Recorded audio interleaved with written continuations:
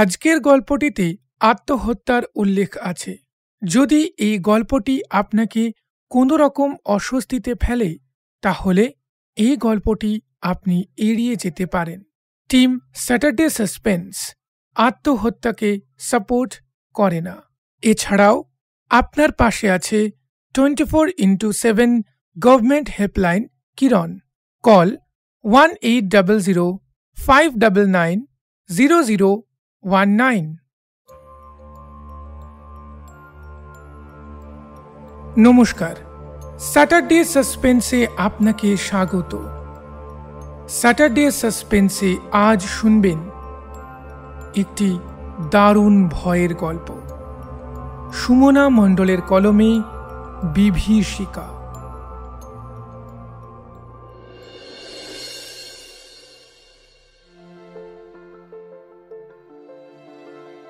আজ প্রায় 4 বছর পর তিন্নি সপরিবারে মুর্শিদাবাদে তার মামার বাড়িতে গরমের ছুটি কাটাতে এলো। এতদিন তার ভাইয়েদের পরীক্ষার জন্য তারা দীর্ঘ সময় কোথাও পারিবারিক ভ্রমণে যেতে পারেনি। তিন্নি যেন তার এই রোজকার একঘেয়ে জীবনযাপনে হাঁপিয়ে উঠেছিল। এখন এত বছর পর কলকাতা থেকে অনেক দূরে সবুজের মাঝে এসে প্রাণ ভরে শ্বাস গ্রহণ করতে পেরে তাকে কোনো এক বাঁধন ছেঁড়া পাখির মতো মনে হচ্ছে, যেন সে সবে মাত্র খাঁচা থেকে বেরিয়ে মুক্তির স্বাদ পেয়েছে। তিন্নির ব্যাপারে একটু জেনে নেওয়া যাক। তিন্নি মানে তিলোত্তমা গুহ দক্ষিণ কলকাতার এক সম্ভ্রান্ত পরিবারের মেয়ে। তার পরিবার বলতে সে, তার 2 ভাই ও তার বাবা মা। তার গ্র্যাজুয়েশন কমপ্লিট এবং সাথে সাথে তার 2 ভাইয়ের 10ম ও দ্বাদশ শ্রেণীর বোর্ড এক্সামও শেষ। তাই প্রায় অনেকটা সময়ের জন্য পুরো পরিবারকে নিয়ে তাদের মামার বাড়িতে ঘুরতে আসা। আজ 2 দিন হলেও তারা এখানে এসেছে।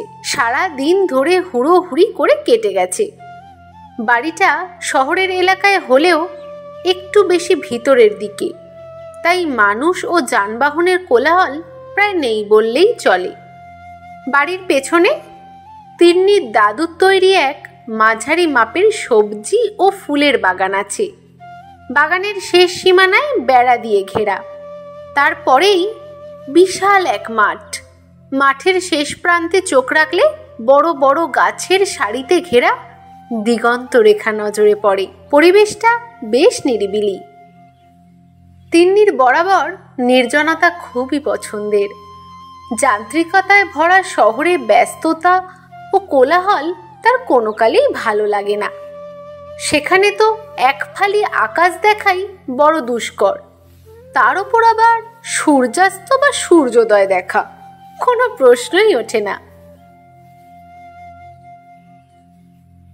এর আগে যতবারই এসেছে ততবারই সে বেলা গড়ানোর সাথে সাথে ফুরফুরে হাওয়ায় বিকেলের নরম রোদ গায়ে মেখে সূর্যাস্ত দেখার লোভ সংবরণ করতে পারেনি এবং ফলস্বরূপ তিন্নির সেই সময়ের আস্তানা হয়েছে এই ছাদ।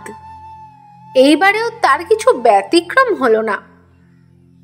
প্রথম 2 দিন অন্যান্য ব্যস্ততার মধ্যে সময় কেটেছে, তাই তার ছাদে ওঠা হয়নি। যদিও কোনো নতুনত্ব নেই, শুধু বাড়িটা এখন আর একতলাতে সীমাবদ্ধ নেই। মামা এবছরই দোতলা করেছেন, সামনেই গৃহপ্রবেশ, তাই বলা যেতে পারে সেই উপলক্ষেই মূলত ওদের এখানে আসা। তো যাই হোক, তিন্নি আজ দীর্ঘ সময় পর ছাদে উঠেছে। ছাদের 3 দিকই খোলা। বাড়ির সবাই মধ্যাহ্ন ভোজন সেরে গল্পে মশগুল। দোতলার নতুন হওয়ায় তখনও সেখানে মামারা থাকতে শুরু করেনি, তাই সেটা ফাঁকাই পড়ে আছে। তিন্নির কানে হেডফোনে গান চলছে। বেলা পড়ে এসেছে, তাই গরম আর রোদের তেজ দুটোই বেশ কম। আকাশও সূর্যাস্তের লালচে আভায় রঙিন হয়ে উঠেছে, জানান দিচ্ছে আরও একটি দিনের অন্তিমকাল উপস্থিত। এ যেন প্রকৃতির অপার্থিব সৌন্দর্য ও বিষণ্ণতার এক অদ্ভুত মেলবন্ধন। যাকে অবহেলা করে চোখ ফিরিয়ে নেওয়া যেমন শক্ত, তেমনি একই সাথে তার এই অদ্ভুত রূপের মধ্যে মানব মনের কোণে লুকিয়ে থাকা বিষণ্ণতাকে জাগ্রত করে তোলার যে অসম্ভব ক্ষমতা, তাকে ঠেকানো বড়ই কঠিন। যুগ যুগ ধরে স্বয়ং কবিরাও একথা অস্বীকার করতে পারেননি। তিন্নির মনও সেই রকমই কোনো অজানা কারণেই বিষণ্ণ হয়ে উঠেছিল। সে একভাবে চেয়েছিল দিগন্ত রেখা বরাবর গাছগাছালির ফাঁকে প্রায় অদৃশ্য হয়ে যাওয়া অস্তগামী সূর্যের দিকে। তিন্নির এই ঘোর কাটল অদ্ভুত একটা শব্দে। সে চমকে আশেপাশে চেয়ে দেখল, চারিদিকে আঁধার নেমেছে। আকাশের রং এখন আর লালচে নেই, ঘন নীলচে ধূসর বর্ণ ধারণ করেছে। সে এতটাই নিজের মধ্যে হারিয়ে গিয়েছিল যে ঠিক কিসের শব্দে সে চমকে উঠেছে সেটাই তখনও তার বোধগম্য হয়নি। তবুও তার ঘোর কেটে গিয়ে অকারণেই গাটা ছমছম করে উঠল। সমস্ত ভাবনাকে সরিয়ে রেখে সে উঠে দাঁড়ালো নিচে যাবার জন্য। হঠাৎই তার খেয়াল এলো শব্দটা দোতলা থেকে সিঁড়ি বেয়ে ছাদের দিকে অগ্রসর হওয়া শব্দ। ঠিক যেন কেউ পায়ে চটি পড়ে হুড়োহুড়ি করে দৌড়ে দৌড়ে ছাদে উঠছিল। যদিও শব্দটা এখন আর হচ্ছে না, তাও তিন্নির মনে হলো হয়তো তার ভাই বোনেদেরই কেউ ছাদে আসছিল। তাই সে ছাদ থেকেই সিঁড়ির মুখে এসে তাদের উদ্দেশ্যে হাঁক দিল, ভাই, এই ভাই, এখানে এভাবে ছুটোছুটি করছিস কেন? দেখবি বাবাকে বলে কেমন মার খাওয়াবো। ভীষণ বার বেড়েছে তো। ফাঁকা দোতলায় তার নিজের ডাক দেওয়ালে দেওয়ালে প্রতিধ্বনিত হয়ে সেখানেই মিলিয়ে গেল, কিন্তু কারোর সাড়া পেল না। এবার তিন্নি একটু ঘাবড়ে গেল, বা বলা ভালো এবার একটু ভয় পেল।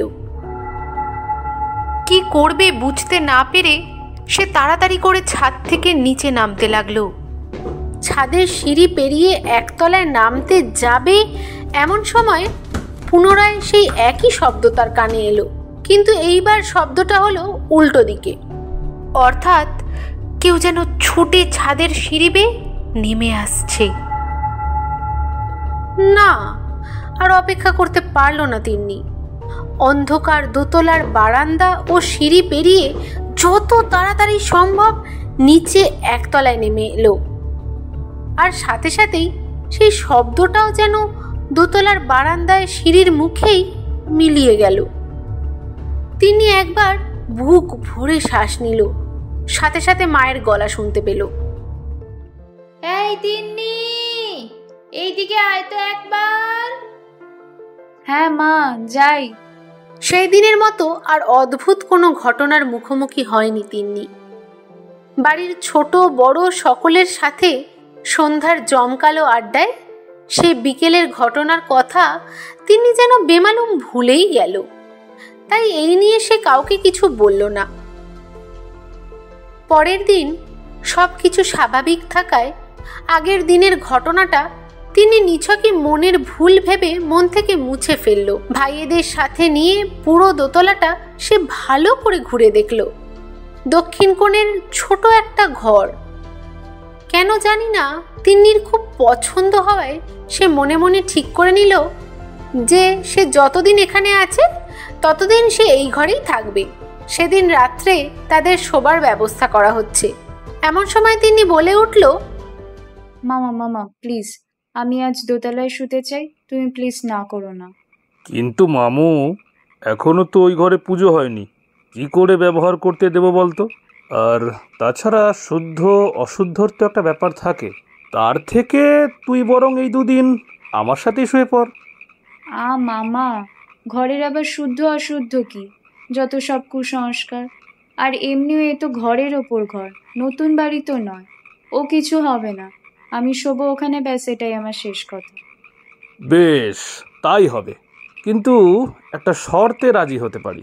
তোর ওখানে একা শোয়া হবে না, তোর সাথে বড়দের কেউ শোবে, কারণ নতুন জায়গা।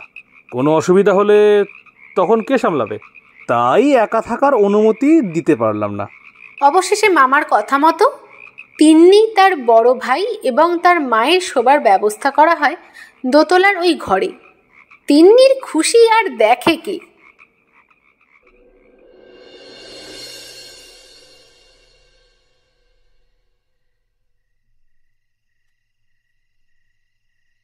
রাত্রি তখন 2:30। তিন্নি ও তিন্নির ভাই তখনও ফোনে ফেসবুকে নিউজ ফিড স্ক্রল করে চলেছে। বাড়ির বাকি সদস্যরা তখন গভীর ঘুমে মগ্ন। অন্ধকার ঘরে শুধুমাত্র মাথার উপর বনবন করে ঘুরতে থাকা ফ্যানের শব্দ, বাইরে ঝিঝি ডাকছে। রাতের আকাশে চাঁদটা রূপোর থালার মতো চকচক করছে। সারা ঘরে চাঁদের আলো খেলে বেড়াচ্ছে। সমগ্র ঘরটায় এক মোহময় পরিবেশ সৃষ্টি হয়েছে। কিন্তু তিন্নি আর তার ভাইয়ের এসব কোনো ভুরুক্ষেপই নেই। এই সময়টাতে তারা দুজনেই সোশ্যাল মিডিয়ায় মশগুল থাকে। সেদিনও ছিল। বেশ কিছু সময় পর হঠাৎই তিন্নির ফোনে শব্দ করে একটা নোটিফিকেশন এলো। তারপর শুয়ে শুয়ে ফেসবুকের নিউজ ফিড স্ক্রল করতে করতে কখন যে তার চোখ লেগে গেছে তা তিনি বুঝতেই পারেনি। নোটিফিকেশনের শব্দে তার তন্দ্রা কাটে। ফোনটা হাতে নিয়ে নোটিফিকেশন প্যানেল চেক করে এসে দেখে ঝিমটির মেসেজ। ঝিমটি তিন্নির মামার ছোট মেয়ে। ওর খুব আদরের, প্রিয় বন্ধু বললেও খুবই কম বলা হবে। আসলে দুজনের মধ্যে বয়সের পার্থক্য খুব একটা বেশি না হওয়ায় ওদের জুটিটা বেশ জমকালো। তিন্নি যতদূর শুনেছিল ঝিমটি স্কুল শেষ করে ব্যাঙ্গালোরে পড়তে গেছে, কিন্তু তিন্নি সাধারণত ঝিমটিকে আগে কখনো এত রাত্রে মেসেজ বা ফোন কোনোটাই করতে দেখেনি। তাহলে আজ হঠাৎ এই সময়? তিন্নি একটু অবাকই হলো। পাশে তাকিয়ে দেখলো তার ভাই ও মা দুজনেই গভীর ঘুমে আচ্ছন্ন। তিন্নি ঝিমটির মেসেজ চেক করবে বলে ইনবক্স ওপেন করলো। ঝিমটির মেসেজ, এইদি ভাই, একবার ছাদে আসবি? একবার দেখতে ইচ্ছে করছে তোকে খুব। দীর্ঘ 4 বছর ধরে অপেক্ষা করে আছি। একবার আসবি ছাদে? অনেক গল্প জমে আছে। তিন্নি মেসেজটা পড়ে কিছুই বুঝে উঠতে পারল না। তার মনে অনেক প্রশ্ন এসে ভিড় করেছে। কি হচ্ছে এসব তার সাথে? ঝিমটি কি ঠাট্টা করছে এত রাত্রে তার সাথে? এসব মেসেজের মানে কি? আর ঝিমটি তো এখন ব্যাঙ্গালোরে। তাহলে এসব ছাদে আয়, তোকে দেখতে ইচ্ছা করছে, এসব কথা কেন বলছে ও? তাহলে ঝিমটি বাড়ি ফিরেছে? কিন্তু না, তা কি করে হয়? ঝিমটি ফিরলে তো ও জানতেই পারত, কারণ এই বাড়িতে তো ওই একমাত্র বন্ধু ঝিমটির। তাই ঝিমটি ফিরলে সবার আগে ও তিন্নির কাছেই ছুটে আসতো। তাহলে কি তিন্নি ঘুমিয়ে পড়েছিল বলে ওকে কেউ ঝিমটির বাড়ি ফেরার খবর দেয়নি? এত প্রশ্নের মাঝে তিন্নির ঘুমটা পুরোপুরি উবে গেছে। তিন্নি যখন ভাবছে ওর এখন কি করণীয়, ঠিক সেই সময় বাইরের দোতলার করিডোর থেকে কারোর পায়ের আওয়াজ শোনা গেল। ঠিক যেন কেউ দৌড়ে পালালো। তিন্নি তখন ঘরের দরজা, যেটা সোজা করিডোরের সাথে লাগোয়া, সেদিকে খেয়াল হলো। কিন্তু এ কি, দরজাটা হাট করে খোলা কেন? ওর স্পষ্ট মনে আছে ও ঘরে ঢোকার পর দরজা নিজের হাতে বন্ধ করে শুয়েছিল। তাহলে কি মা বা ভাই? কিন্তু হঠাৎ তিন্নির মনে হলো দরজার পাশ থেকে কেউ সরে গেল। চাঁদের আলোতে তার ছায়া তিন্নি স্পষ্ট দেখেছে। না, তিন্নি এবার আর চুপচাপ বসে থাকতে পারল না। অনেক হয়েছে। এসব তার সাথে কি হচ্ছে তাকে জানতেই হবে, না হলে আজ রাতে সে শান্তিতে ঘুমোতে পারবে না। তার মনে মনে খুব রাগ হলো ঝিমটির আর তার বাড়ির লোকজনের ওপর। এই অসময়ে এসব বাজে মজা তার একেবারেই পোষায় না। তাই সমস্ত ভাবনা মাথা থেকে সরিয়ে ঘরের বাইরে করিডোরে এলো। পুরো ফাঁকা করিডোর, কোথাও কারোর কোনো শব্দ নেই। করিডোরের বেশিরভাগ জুড়েই অন্ধকার খেলা করছে। করিডোরের এক প্রান্ত থেকে অপর প্রান্তে কি আছে তা বোঝা দেয়। ঘরের সামনে করিডোরের শেষ প্রান্তে থাকা জানলা দিয়ে হালকা জ্যোৎস্না এসে বারান্দার অর্ধেক অংশকে আলোকিত করে তুলেছে। আলো আঁধারের এই অদ্ভুত খেলায় সময়ও যেন থমকে গিয়ে তাদের সাথে সামিল হয়েছে। মনে হচ্ছে যেন এই পুরো বাড়িতে তিন্নি একাই জীবিত, আর বাকিরা প্রাণহীন সব দেহ। তিন্নির এই কথা মনে হতেই গাটা কেমন শিরশির করে উঠল। এই ভরা গরমেও তার শীত করতে লাগলো। নিচে একতলায় দেওয়াল ঘড়ির শব্দে তার চমক ভাঙল। ঘড়ি জানান দিল এখন রাত্রি 3টে বাজছে। ভোর হতে এখনো 1 ঘন্টা বাকি। একটু আগেই বাড়িটাকে যে পরিমাণ নিস্তব্ধতা গ্রাস করছিল তাতে মনে হচ্ছিল সে যেন কোনো মৃত্যুপুরীতে এসে পড়েছে। এখন এই ঘড়ির শব্দে সে আবার তার ভাবনার জগৎ থেকে বেরিয়ে বাস্তবে ফিরে এলো। ঘড়ির শব্দ শুনে তার মনের জোর একটু বাড়ল। সত্যি কি অদ্ভুত না এই নির্জনতা! প্রয়োজনে মানুষের মনকে যেমন শান্তি দিতে পারে, আবার কখনো কখনো তা মানুষকে দম বন্ধ করে মৃত্যুমুখে ঠেলে দেওয়ারও ক্ষমতা রাখে। তিনি আবারও ভাবতে ভাবতে অবাক হয়ে যায় যে মাত্রা ছাড়া নিস্তব্ধতা কিভাবে সহজেই মানুষের বেঁচে থাকাকে কতটা কঠিন করে তুলতে পারে। এসব 7-5 ভাবতে ভাবতে তিনি খেয়ালও করে না যে কখন করিডোর পেরিয়ে ছাদে ওঠার সিঁড়ি এবং একতলায় নামার সিঁড়ির সংযোগস্থলে এসে দাঁড়িয়েছে। তার ঘোর কাটল দরজায় টোকা মারার শব্দে। না, ঠিক টোকা মারার শব্দে নয়, শব্দটা অনেকটা নখ দিয়ে কাঠের দরজায় আঁচড় কাটার শব্দের মতো। শব্দের উৎসস্থল তার ঠিক পেছনের দিকের বন্ধ ঘরটা। যদিও নতুন তৈরি হওয়ার দরুন কেউ থাকতে শুরু করেনি সেই ঘরে, তাও তিনি কি একটা ভেবে বিড়ালে এমন করছে মনে করে দরজা খুলে ফেলল। কিন্তু পুরো ঘরে বিড়াল তো দূর, একটা শুকনো পাতা পর্যন্ত পড়েছিল না। ঘরটা বন্ধ না করেই সে একতলায় নেমে এলো ঝিমটির খোঁজে। কিন্তু পুরো বাড়িতে নিস্তব্ধতা বিরাজ করছে। তিন্নি ছাড়া আর দ্বিতীয় কোনো মানুষ জেগেই নেই। পুরো একতলার সমস্ত ঘর খোঁজার পরও ঝিমটিকে কোথাও খুঁজে না পেয়ে তিন্নি যখন হল ঘরে এসে পৌঁছেছে, তখন আবার সে তার খুব পরিচিত একটা শব্দ শুনতে পেল। তার হঠাৎ করে মনে পড়ে গেল গতকাল বিকেলের অদ্ভুত ব্যাখ্যাহীন সেই অভিজ্ঞতার কথা। হ্যাঁ, আবার সেই পুরনো শব্দ। কেউ যেন দৌড়ে দৌড়ে ছাদের সিঁড়ি বেয়ে ওপরে উঠছে। এবার তিন্নি সত্যিই খুব ভয় পেয়ে গেল। কি হচ্ছে বুঝতে না পেরে সে এক জায়গায় পাথরের মূর্তির মতো স্থির হয়ে দাঁড়িয়ে রইল। কিন্তু কিছুক্ষণের মধ্যেই সে ছাদের দরজা খোলার শব্দ পেল। এত কিছুর মধ্যেও তার মনে একটা সন্দেহের উদ্রেক হলো। সে নিজের মনেই বলল, আচ্ছা, এমনটা নয় তো যে ঝিমটি ইচ্ছে করে এসব করছে আমাকে ভয় পাইয়ে মজা নেবার জন্য? হতেই পারে, ওর তো বরাবরই এমন স্বভাব, ভুল সময়ে ভুলভাল মজা করা। তবে দাঁড়াও, এবার আর না, আমি আর বেকার বেকার ভয় পাবো না। ছাদে গিয়ে আমি ওকে শায়েস্তা করব। এসব বাজে মজা করা ওর আমি বের করছি। এই বলে ও সমস্ত ভয়কে উপেক্ষা করে ছাদের দিকে যেতে লাগলো। তাড়াহুড়ো করে ওঠার সময় ওর নজরে পড়ল না যে দোতলার যে ঘরের দরজা ও একটু আগে খোলা ছেড়ে গিয়েছিল সেটা কেউ যেন আগের মতোই বন্ধ করে গেছে। শুধু তাই নয়, উপরন্তু দরজায় তালা লাগিয়ে গেছে। তিন্নি অবশেষে হাঁপাতে হাঁপাতে ছাদে এসে পৌঁছায়। বাড়ির চারপাশ তখনও অন্ধকারে ছেয়ে আছে। আশেপাশে জনবসতি তুলনামূলক কম থাকায় পোস্ট ল্যাম্পের সংখ্যাও সীমিত।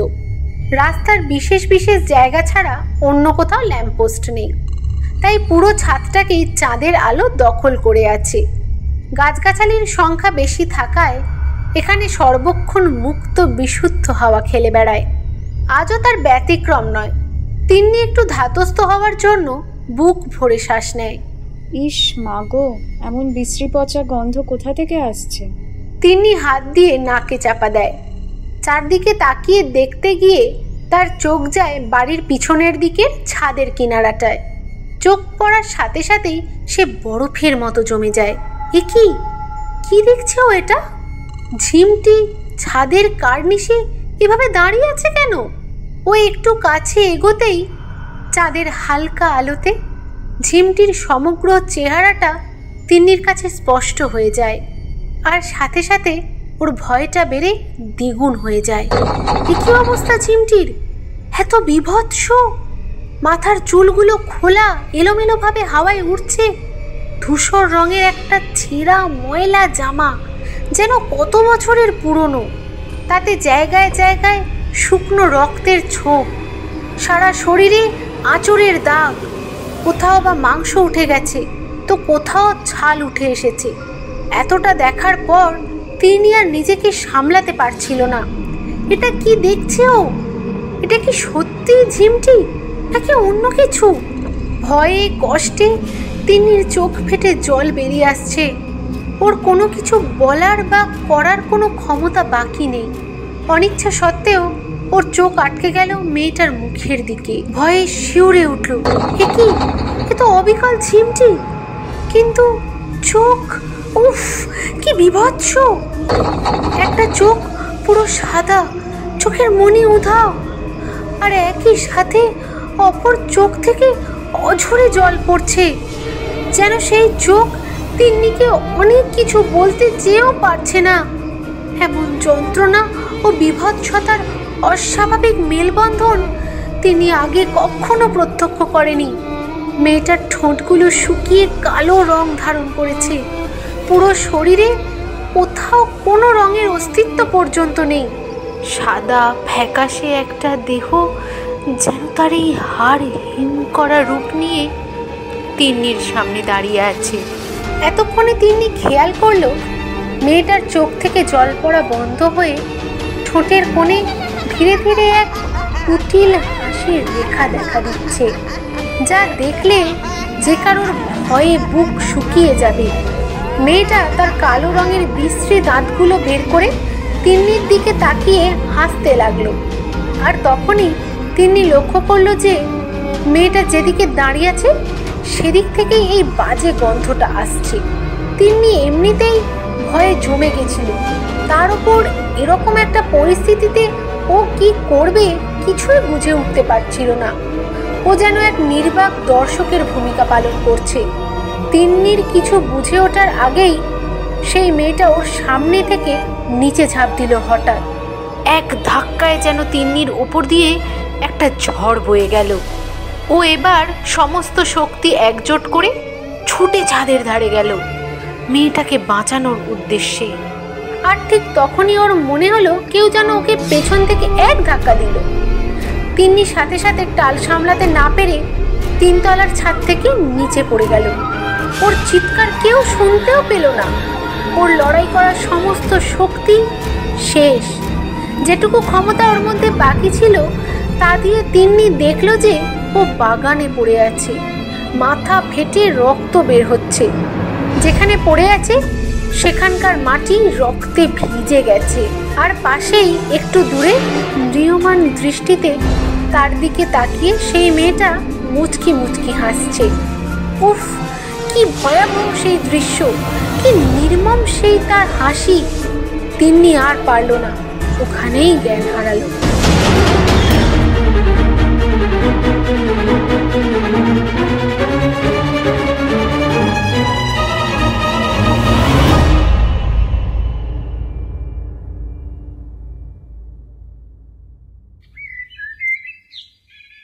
জ্ঞান ফিরলে তিনি নিজেকে আবিষ্কার করল দোতলার সেই ঘরে খাটের পাশের মেঝেতে। খুব অবাক হলো সে। ঠিক এইমাত্র যেন সে ঘুম থেকে উঠছে এমন মনে হলো। সারা শরীর ঘামে ভিজে গেছে। বাইরে থেকে রোদ ঘরের ভেতরে এসে পড়েছে। তিন্নি ঘড়ি দেখল, সকাল 9টা বাজে। তার ব্যাপারটা ঠিক বোধগম্য হলো না। তার মানে সে এতক্ষণ স্বপ্ন দেখছিল? একটা স্বপ্ন এতটা জীবন্ত হতে পারে সে ভাবতেই পারছে না। আর সে মেঝেতে পড়ে কেন? তার মানে কি সে খাট থেকে পড়ে গেছে ঘুমের ঘোরে?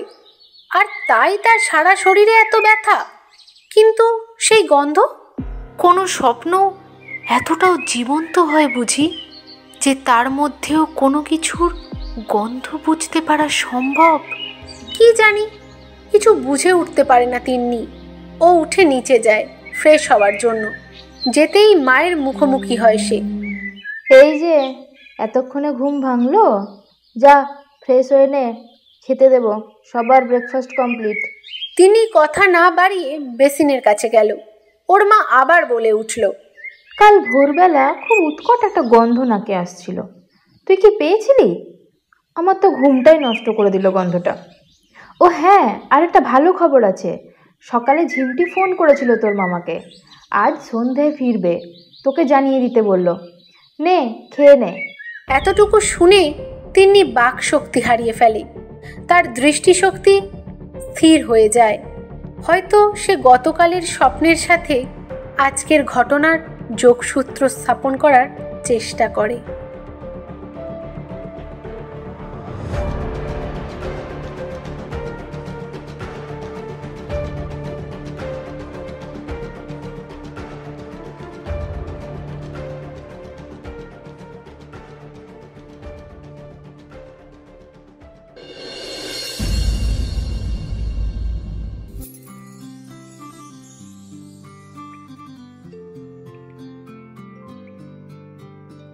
সন্ধ্যা হয়েছে।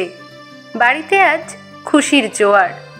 প্রায় 3 বছর পর ঝিমটি তার নিজের বাড়িতে ফিরেছে, তাও বরাবরের মতো।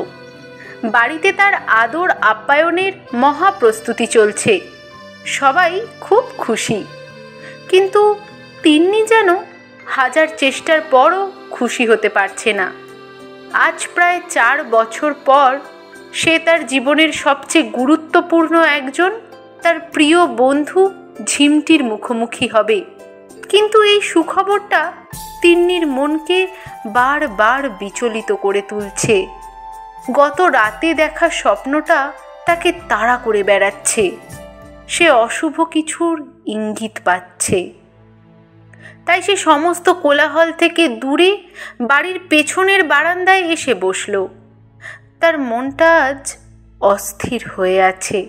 বারান্দা থেকে খুব সুন্দর চাঁদ দেখা যাচ্ছে।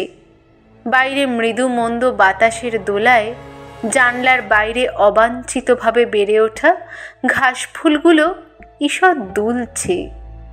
তিন্নি নিজের মনকে শান্ত রাখার জন্য সেদিকে মন দিল। কিছুক্ষণ পর তার চমক কাটল তুলির ডাকে। তুলি ওদের পোষা বিড়াল। ওদের বলতে তিন্নি আর ঝিমটির। ঝিমটি যখন ক্লাস 11-এর ছাত্রী, তখন তুলিকে ঝিমটির দাদু রাস্তা থেকে কুড়িয়ে বাড়ি এনেছিল। সেই থেকে তুলি এ বাড়িরই সদস্য। আর তিন্নির আসা যাওয়ার দরুন সেও তুলির ভালো বন্ধু হয়ে গেছে। তুলি এসে চুপচাপ তিন্নির কোলে শুয়ে পড়ে। তিন্নি তার মাথায় হাত বোলাতে বোলাতে অন্যমনস্ক হয়ে পড়েছিল। কিছুক্ষণ পর তিন্নি বাইরের ঘরে একসাথে তার বাড়ির লোকজনের আনন্দমুখর গলা শুনতে পেল।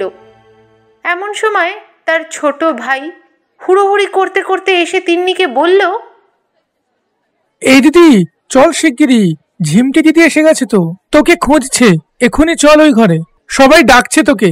বলেই চলে গেল। তিন্নির মনে কোনো যেন উত্তেজনা নেই।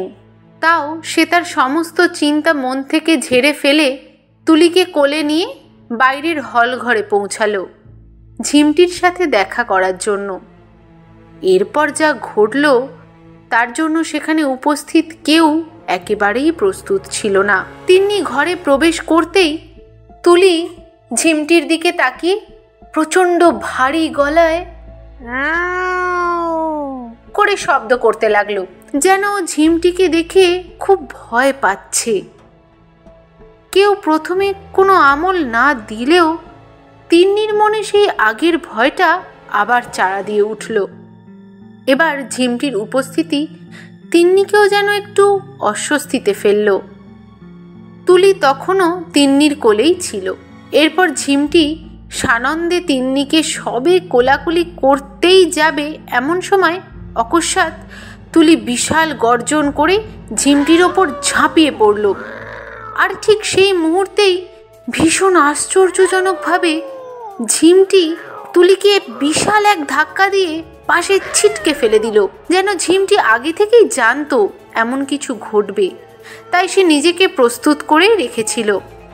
এই অবাঞ্ছিত ঘটনায় ঘরে উপস্থিত সবাই ভীষণভাবে অবাক হয়ে যায়। অবশ্য অবাক হওয়ারই কথা, কারণ ঝিমটি আর তুলির মধ্যে যা সম্পর্ক, তাতে তুলির ঝিমটির প্রতি এমন আক্রমণাত্মক ব্যবহার করার কোনো প্রশ্নই ওঠে না। আর অপরদিকে ঝিমটি যেভাবে তুলির আক্রমণ প্রতিহত করলো, তাতে ঝিমটিকে খুব অস্বাভাবিক মনে হয়েছে বাড়ির সবার। সেই মুহূর্তে ঝিমটিকে দেখে মনে হচ্ছিল তার মধ্যে কোথা থেকে যেন 100 মানুষের শক্তি এসে ভর করেছে। কারণ ঝিমটির ধাক্কাতেই এত প্রবল ছিল যে তুলি ছিটকে পাশের ঘরের দেওয়ালে গিয়ে সজোরে আছড়ে পড়ে। যাই হোক, এরপর তুলি বাইরে পালিয়ে যায় আর তিন্নিও নিজের ঘরে ফিরে আসে।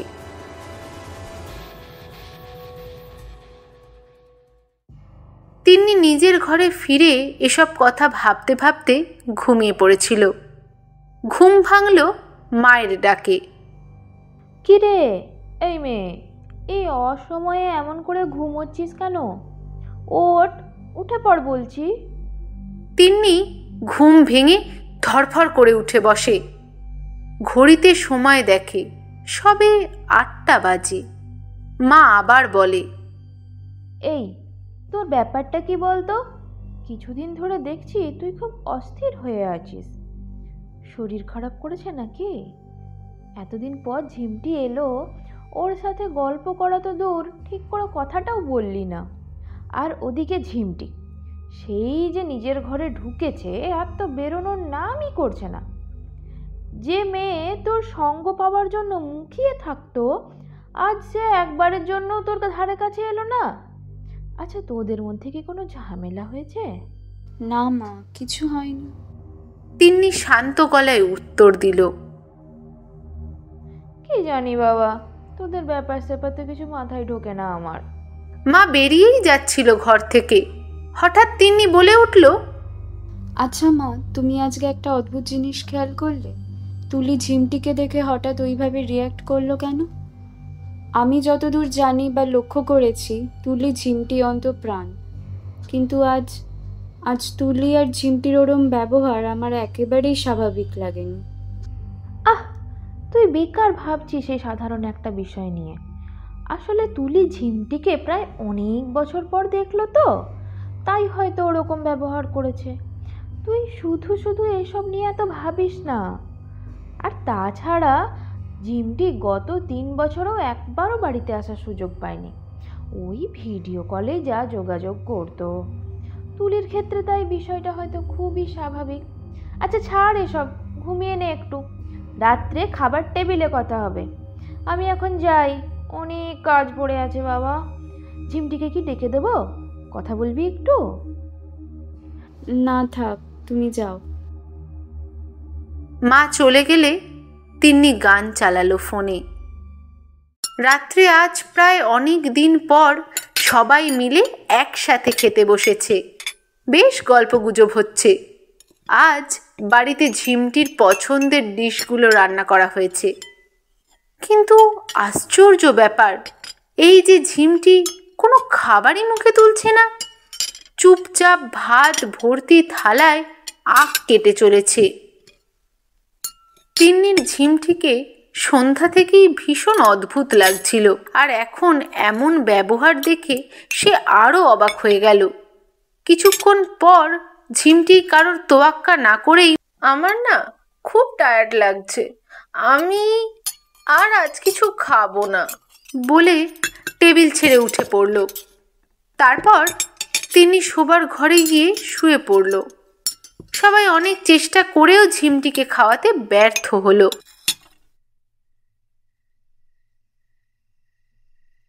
আজ আর তিন্নির দোতলার ঘরে শোয়া হয়নি। ঝিমটি ফিরেছে অনেক দিন পর, তাই আজ মায়ের কথা মতো তিন্নি আর ঝিমটি একসাথে শোয়ার ব্যবস্থা করা হয়েছে। তিন্নি রাত্রে শুতে গেল যখন, ততক্ষণে ঝিমটি গভীর ঘুমে মগ্ন।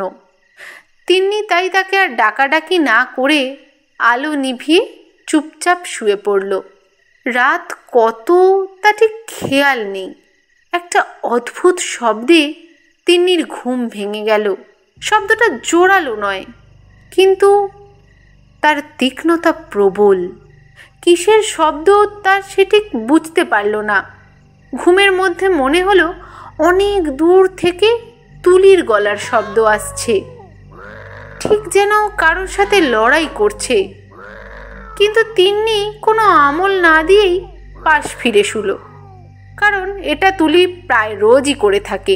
হঠাৎ চোখে পড়তেই সে দেখল ঝিমটি বিছানায় নেই। বিছানা ফাঁকা, ঘরের দরজা খোলা পড়ে আছে। ঘুম চোখে সে উঠে বসল, আর তখনই তুলির চিৎকার হঠাৎ করেই একটু জোরালো হয়ে তারপর থেমে গেল। তিন্নি ঘড়িতে সময় দেখল, রাত 2:45। অল্প একটু জল খেয়ে সবেমাত্র শুতে যাবে এমন সময় বাইরের পেছনের বারান্দা থেকে আসা একটা অদ্ভুত শব্দে তিন্নির সমস্ত ঘুম এক নিমেষে উবে গেল। কারণ বাইরে থেকে কারোর কোনো কিছু চেবানোর শব্দ ভেসে আসছিল, যা আদতে তেমনভাবে শোনা না গেলেও তার তীব্রতা অনেক বেশি। তিন্নির মনটা এক অজানা আশঙ্কায় কু ডেকে উঠল। সে তড়িঘড়ি বিছানা ছেড়ে শব্দের উৎস খুঁজতে ঘরের বাইরে বের হলো। পুরো হল ঘরে অন্ধকার ছেয়ে আছে, কোথাও কেউ নেই। তিন্নির এবার ভয় করতে শুরু করেছে। শব্দটা বাড়ির পিছনের দিকের বারান্দা থেকে আসছে। তিনি কৌতূহল উপেক্ষা করতে না পেরে ধীর গতিতে এগোতে লাগলো। কি চমক অপেক্ষা করছে তার জন্য? কি দেখবে সে বারান্দায় গিয়ে? তুলি ঠিক আছে তো? দিভাই, তুই এত রাতে এখানে কি করছিস? চমকে ওঠে তিন্নি ঝিমটির গলা পেয়ে। পেছনে ফিরে তাকায়। ঝিমটি জিজ্ঞাসু চোখে দাঁড়িয়ে আছে। তার চোখ মুখ একেবারেই স্বাভাবিক। কি রে, কি হলো তোর? ভয়টা পেলি নাকি? এমন করে তাকিয়ে আছিস আমার দিকে যেন কোনো ভূত দেখে ফেলেছিস। বলেই সে খিলখিল করে হাসতে লাগলো। তিন্নির যেন ঘোর কাটলো। নিজেকে সামলে নিয়ে বলল, না মানে ওই তুলিকে দেখতে এসেছিলাম আর কি। আসলে সন্ধেবেলা তোর সাথে কিরম অদ্ভুত ব্যবহার করলো, তাই ভাবলাম একবার দেখে যাই। ওই তো দেখ কি সুন্দর ঘুমাচ্ছে। আর সন্ধ্যার ঘটনাটা নিয়ে তুই এত ভাবিস না। সবে তো এলাম, সব ঠিক হয়ে যাবে দেখবি। চল শুতে চল এখন। তুই কোথায় ছিলি? আমি তো ওয়াশরুমে গিয়েছিলাম। তুই না সত্যি একটুও বদলালি না। চল ঘরে যাই, কাল সকালে জমিয়ে শান্তিতে আড্ডা হবে। চল। তিন্নি উত্তর দেয়। দুজনেই ঘরে গিয়ে আর কোনো কথা বলে না, যে যার মতো শুয়ে পড়ে। পরদিন সকালে বিশাল কোলাহলের শব্দে তিন্নির ঘুম ভেঙে যায়। পাশে তাকিয়ে দেখে ঝিমটি বিছানায় নেই। তাড়াতাড়ি করে সে ঘরের বাইরে আসে। এসে দেখে বাড়ির পেছনের বাগানের বাড়ির লোকেরা জটলা। তিন্নি অসম্ভব ভয়ে শিউরে ওঠে। কি হয়েছে ওখানে? সবাই ওইভাবে জটলা করে দাঁড়িয়ে কি দেখছে? আর ঝিমটি বা কোথায়? তিন্নি এক ছুটে বাগানে উপস্থিত হয়।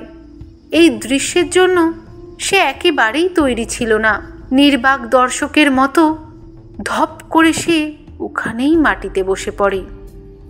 তারপর তিনি নিজের চোখে বিশ্বাস করতে পারে না। সেও আর কি বাকি সবার মতো শিউরে ওঠে। এ কি দেখছে সে? তার সামনে অর্ধেক খেয়ে ফেলা তুলির ছিন্ন ভিন্ন মৃতদেহ পড়ে রয়েছে, এবং তার থেকেও ভয়ঙ্কর যা, তা হলো পাশেই ঝিমটি অদ্ভুত ভঙ্গিতে হাত পা বেঁকে যাওয়া অবস্থায় পড়ে রয়েছে। মুখে ও হাতে টাটকা তাজা রক্ত, এবং বেঁকে যাওয়া একটা হাতে একদলা তাজা রক্ত মাখা নাড়ি ভুঁড়ি। চোখ দুটো উল্টে গিয়ে শুধুমাত্র সাদা অংশটি দেখা যাচ্ছে। ঠোঁটের কষ বেয়ে রক্ত ঝরছে, সারা মুখে অজস্র কাটার দাগ। এইসব দৃশ্যগুলি পর পর সাজালে আপাত দৃষ্টিতে যা মনে হচ্ছে তা কল্পনা করে তিন্নির শিরনাড়া দিয়ে একটা ঠান্ডা স্রোত নেমে আসে। তিন্নি ভয়ে দুহাতে মুখ ঢাকে। হঠাৎই তার সেই স্বপ্নে দেখা মেয়েটার কথা মনে পড়ে যায়। এত নৃশংসতার মধ্যেও তিন্নির সেই মেয়েটির সাথে ঝিমটির বর্তমান চেহারার একাধিক সাদৃশ্য চোখে পড়ে। তিন্নি আর ভাবতে পারে না। ওখান থেকে দৌড়ে নিজের ঘরে এসে বমি করতে শুরু করে।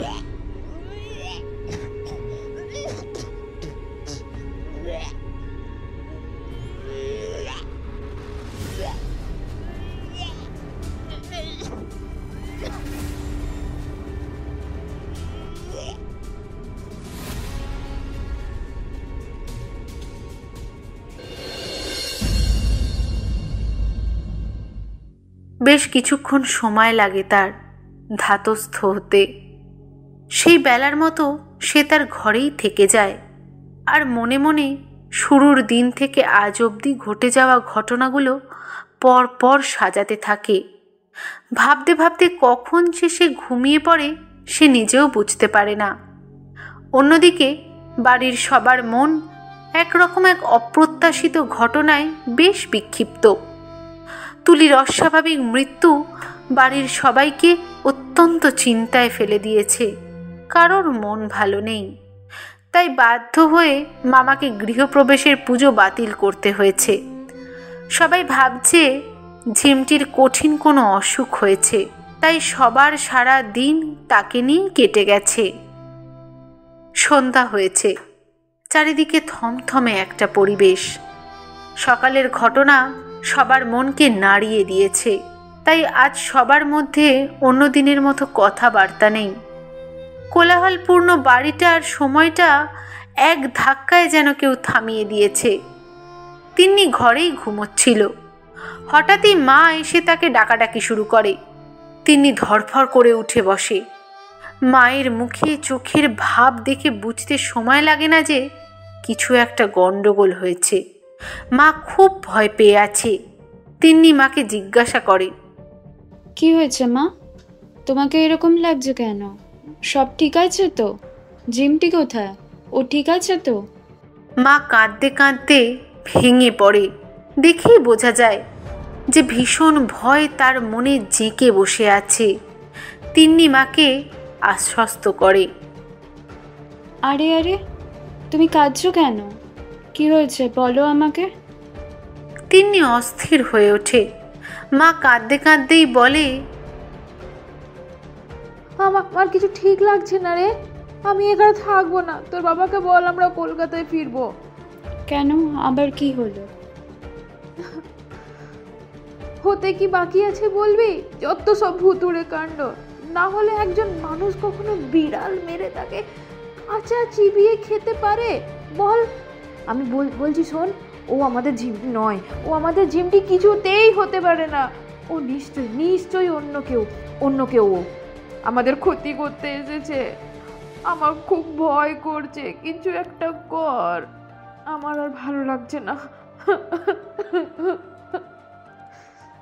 বলেই তিন্নির মা দুহাতে মুখ ঢেকে কাঁদতে শুরু করে। তিন্নিও মাকে বুকের মাঝে জড়িয়ে ধরে, তাকে আশ্বাস দেয়। এরই মধ্যে বাইরের ঘরের কোলাহল শোনা যায়। তিন্নির বুকটা ছ্যাত করে ওঠে। আবার কি হলো এই ভেবে মাকে সাথে নিয়ে বাইরে আসে। হলঘরে সবাইকে খুব চিন্তিত দেখায়। তিন্নির মামি হাউমাউ করে কাঁদছে। ছোট ভাই বোনেরা ভয়ে দিদার পেছনে চুপ করে দাঁড়িয়ে আছে। তিন্নি তাদের উদ্দেশ্যে প্রশ্ন করে, কি হয়েছে? তোমরা এমনভাবে বসে আছো কেন? আর মামি বা কাঁদছে কেন? দিদিকে বাড়িতে কোথাও খুঁজে পাওয়া যাচ্ছে না, তাই মা কাঁদছে।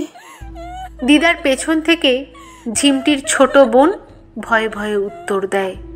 তিন্নি বিস্ময়ে হতবাক হয় এই ভেবে যে এই অবস্থায় ঝিমটি কোথায় যেতে পারে। মানে পাওয়া যাচ্ছে না মানে? হ্যাঁ রে মা, সকালে ওই ঘটনার পর ওর তো আর জ্ঞান ফেরেনি। ওকে তোর দাদুর ঘরে শোয়ানো হয়েছিল।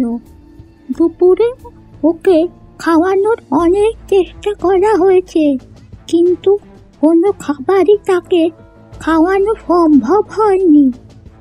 আর একটু আগে আমি ঘরে ধূপ দেখাতে গিয়ে দেখি ও বিছানায় নেই। তোর দাদু ওকে খুঁজতে ওপরে গেছে। আর মামা বাড়ির সামনেটা কে জানি কোথায় কি করছে। ওদিকে তোর দাদু তুলির মৃতদেহটা সৎকার না করেই বাগানে কবর দিল। কতবার করে মানা করলাম, করো না এমন, এতে অমঙ্গল হবে। কিন্তু আমার কথা শুনলে তো, এখন বোঝো। তিন্নির এসব শুনে কি মনে হলো, ও বলল, তোমরা বাড়ির পিছনের বাগানে খুঁজেছো, আর তুলির মৃতদেহ বাগানে কবর দেওয়া হয়েছে মানে? ও ভগবান! এসব বলেই ওর কি মনে হলো এক নিমেষে বাগানের দিকে ছুটল। বাকিরা ওর পিছনে পিছনে ছুটল। বাগানে পৌঁছে তিন্নির চক্ষু চড়ক গাছ। তার আন্দাজ যে এত সহজে মিলে যাবে তাও ভাবতে পারেনি। ভয়ে তিন্নির বুক ঢিপঢিপ করতে লাগলো। যদিও এটাই প্রত্যাশা করছিল, তাও নিজের চোখে এমন ভয়াবহ দৃশ্য সহ্য করার ক্ষমতা কোনো মানুষের সচরাচর হবে না। কারণ তারই সামনে এখন ঝিমটি বাড়ির দিকে পিঠ করে উবু হয়ে বসে মাটির তলা থেকে কি যেন বার করে নিয়ে এক মনে মুখে পড়ছে। কোনো দিকে কোনো ভ্রুক্ষেপ নেই তার। খাবার চিবানোর শব্দ নিস্তব্ধতায় পরিপূর্ণ এই বাগানের পরিবেশকে আরও বেশি করে গা ছমছমে করে তুলেছে। তিন্নি ধীর পায়ে এগোতে এগোতে ঝিমটির কাছে পৌঁছল। এতক্ষণে বাড়ির বাকি লোক দোরগোড়ায় উপস্থিত হয়েছে। তারাও ঝিমটির এমন রূপ দেখা মাত্র ভয়ে আঁতকে উঠছে। ঝিমটির মা আর সহ্য করতে না পেরে চিৎকার করে সেখানেই জ্ঞান হারায়। আর এমন সময়ে ঝিমটির চিৎকার শুনে খাওয়া বন্ধ করে পিছনে ফিরে তাকায়। তিন্নি তার রূপ দেখে ভয়ে পিছিয়ে আসে। ঝিমটিকে এতই ভয়ঙ্কর দেখাচ্ছে যে তিন্নি রীতিমতো ভয়ে কাঁপতে শুরু করে। একসময় পিছিয়ে আস্তে আস্তে হোঁচট খেয়ে মাটিতে পড়ে যায়। ঝিমটি হঠাৎ দু হাতে পায়ে ভর দিয়ে চার পায়ে জন্তুর মতো তার দিকে অগ্রসর হতে থাকে। উফ, কি বিভৎস তার চেহারা! খোলা এলোমেলো চুলগুলো মুখের দুপাশে ঝুলছে। মণিহীন নির্জীব সাদাটে চোখগুলো থেকে রক্ত গড়িয়ে পড়ছে। সারা জামায় ময়লা ভর্তি, সারা শরীরে অগণিত কাটা ছিঁড়ার দাগ, হাতে রক্তে মাখামাখি হয়ে আছে। এতক্ষণ ধরে কাঁচা মাংস ভক্ষণ করার দরুন ঠোঁটের পাশ দিয়ে রক্ত ঝরছে। দাঁতগুলো বাদামি বর্ণের, মুখে তার শয়তানি হাসি। তিন্নি ভয়ে চিৎকার করতে চায়, কিন্তু তার গলা থেকে আওয়াজ বের হয় না। কি হয়েছে তার বোনের? এসব কি ঘটছে? কেন ঘটছে? তিন্নির খুব অসহায় লাগে নিজেকে। সে কাঁদতে শুরু করে। এমন সময় তাকে কাঁদতে দেখে ঝিমটি থেমে যায়। সে উঠে তার দিকে তাকিয়ে উঠে দাঁড়ায় এবং মৃদু শব্দ করে হাসতে থাকে। তারপরে হঠাৎই এক দৌড় দিয়ে বাড়ির ভিতরে ঢুকে যায়। ততক্ষণে তিন্নির দাদু ফিরে এসেছে। ঝিমটি সোজা ছাদের দিকে দৌড়তে থাকে। তাকে দেখে দাদুও পিছু পিছু দৌড়তে থাকে, কিন্তু আশ্চর্যভাবেই দাদু ছাদে পৌঁছে আর খুঁজে পায় না ঝিমটিকে।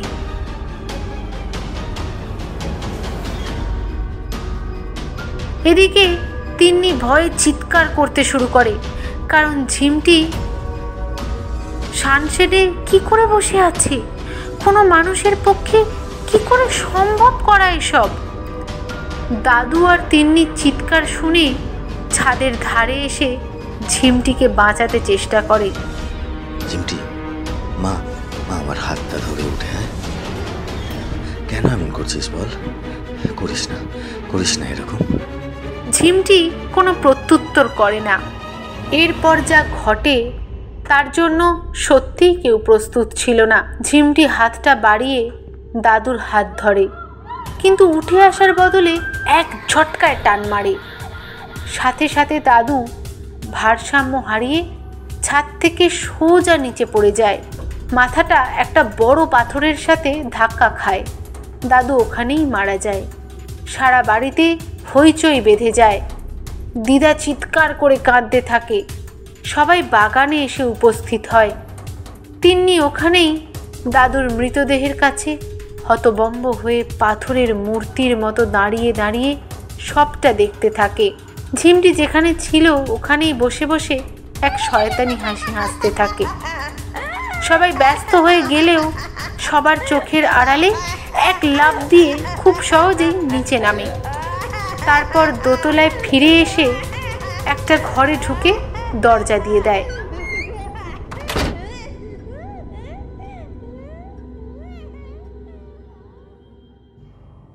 তিন্নির ছোট ভাই বিল্টু হল ঘরেই ছিল। দোতলায় ঝিমটিকে উঠতে দেখে সেও ঝিমটির পিছু নেয়, কিন্তু দোতলায় ঝিমটিকে না পেয়ে একটু ঘাবড়ে যায়। তার গা ছমছম করতে শুরু করে। তাই সে ঠিক করে যে সে নিচে যাবে, আর এক মুহূর্ত দোতলায় থাকবে না। এমন সময় দোতলার কোণের বন্ধ ঘর থেকে দরজায় টোকা মারার শব্দ শুনতে পায়। সে থমকে দাঁড়িয়ে যায়। মনে মনে ভাবতে থাকে, এবারে কি তার পালা? কিন্তু না, বিল্টু সুস্থভাবেই নিচে তড়িঘড়ি করে নেমে এলো।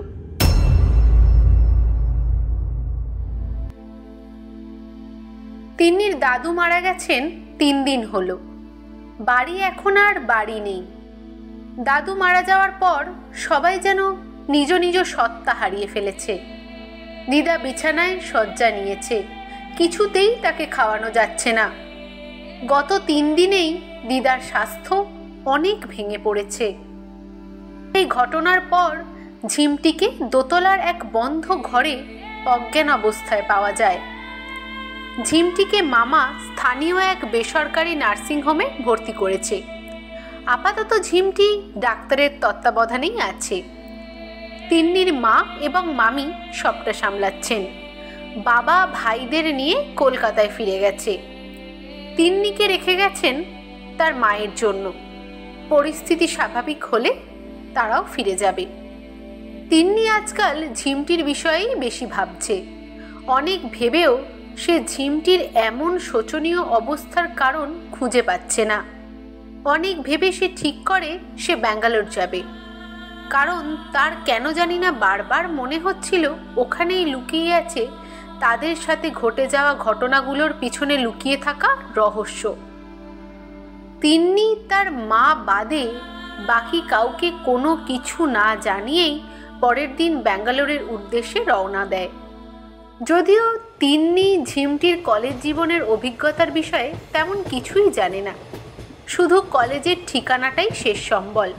কারণ তিন্নি যতদূর শুনেছিল ঝিমটিকে নাকি একরকম জোর করে ব্যাঙ্গালোরে পড়তে পাঠানো হয়। ঝিমটির নিজের কোনো ইচ্ছা ছিল না বাড়ি থেকে এত দূরে এসে পড়াশোনা করার। এমনকি মামি নাকি অনশনে বসেছিল, ঝিমটি রাজি হচ্ছিল না বলে। বাড়ির কেউই ঝিমটির পক্ষে ছিল না, একমাত্র তিন্নির পরিবার ছাড়া।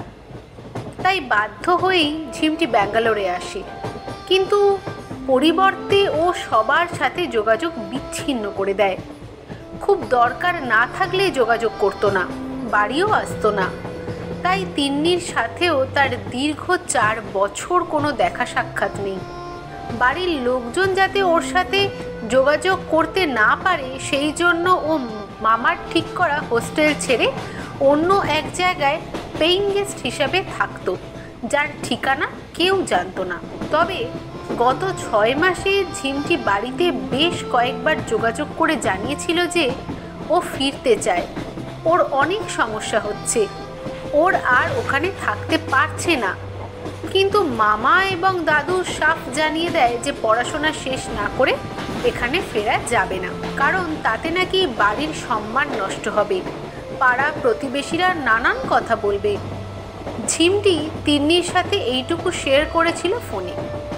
তিন্নি ওকে ওদের কাছে এসে থাকতে অনুরোধ করে, কিন্তু মেয়েটা বড় অভিমানী। ফোনের ওপারে সেদিন ঝিমটির উত্তর ছিল, না থাক, আর সাথে একটা দীর্ঘ নিঃশ্বাস। তিন্নি একমাত্র বুঝেছিল ঝিমটি কতটা অসহায়, কিন্তু সে কিছু করতে অপরাগ ছিল। ঝিমটি যেন ইচ্ছা করেই নিজেকে সবার থেকে দূরে সরিয়ে নিয়েছিল, এমনকি তার কোনো বন্ধুকেও কাছে ঘেঁষতে দেয়নি। ব্যাস, তারপর তাদের যোগাযোগ বন্ধ। এরপর অনেকবার তিন্নি অনেকভাবে ওর সাথে যোগাযোগ করতে চেষ্টা করে, কিন্তু কোনো লাভ হয় না। তিন্নি ঠিক করে নিল যে ব্যাঙ্গালোর পৌঁছে তার কি কি করণীয়।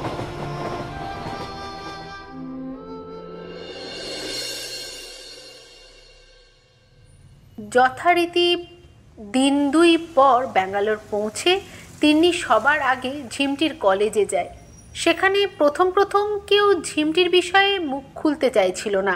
পরে ঝিমটির কিছুর কাছের বন্ধুদের থেকে সে এমন অনেক তথ্য জানতে পারে যা শোনবার জন্য সে বিন্দু মাত্র তৈরি ছিল না। তথ্যগুলো খানিকটা এরকম। এখানে এসে ঝিমটি হোস্টেল এবং কলেজে মানিয়ে নিতে পারছিল না, কারণ সেখানকার জীবনযাপনের রীতিনীতি তার কিছুই ভালো লাগতো না। তাই এসেই সবার আগে নিজের জন্য নতুন বাড়ির খোঁজ করে, যেখানে সে পেইং গেস্ট হিসাবে থাকবে।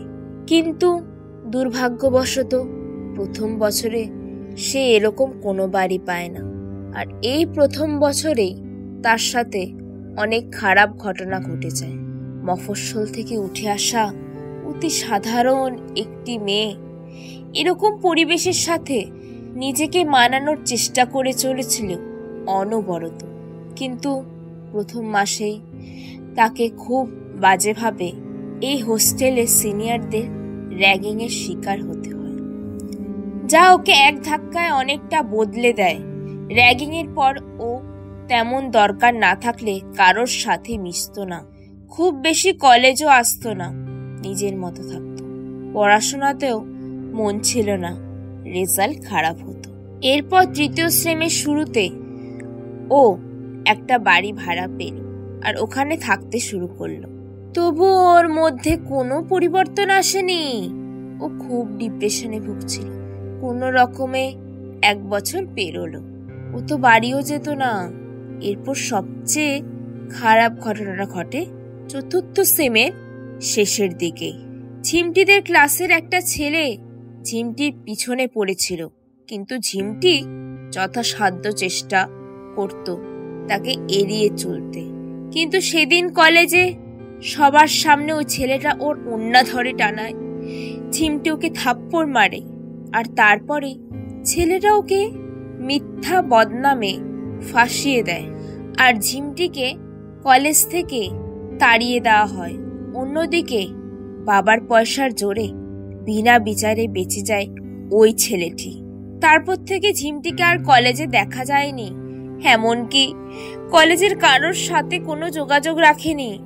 অনেকেই দেখা করতে যেতে চাইতো, এমনকি যেতই, তাও ঝিমটি দরজা খুলতো না, তাই বাধ্য হয়ে তারা ফিরে আসতো আর এক সময় দেখা করতে যাওয়াও বন্ধ করে দেয়। এই পর্যন্ত শুনে তিন্নি আশ্চর্য হয়ে যায় এটা ভেবে যে মেয়েটার সাথে এত কিছু ঘটে গেছে তাও কাউকে কিছু জানায়নি। তাদের কাছে ঝিমটির ঠিকানা জানতে চাইলে ওদের মধ্যে একজন তাকে ঠিকানাটা দেয়।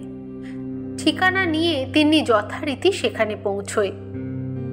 ঝিমটি যেখানে বাড়ি ভাড়া নিয়েছিল সেটা কলেজ থেকে 1 ঘন্টা দূরত্বে অবস্থিত একটা ছিমছাম মফস্বল বলা যেতে পারে। তিন্নি বাড়ির সামনে এসে উপস্থিত হলো। ছোট বাগান দিয়ে ঘেরা একতলা একটা বাড়ি, কিন্তু গেটে তালা ঝুলছে। তিন্নি একটু হতাশ হলো। এত দূরে এসে কোনোভাবেই কি কোনো সূত্র সে উদ্ধার করতে পারবে না? খালি হাতে ফিরে যেতে হবে তাকে? কি এমন ঘটেছিল শেষ পর্যন্ত ঝিমটির সাথে যাতে আজ ঝিমটির এমন অবস্থা?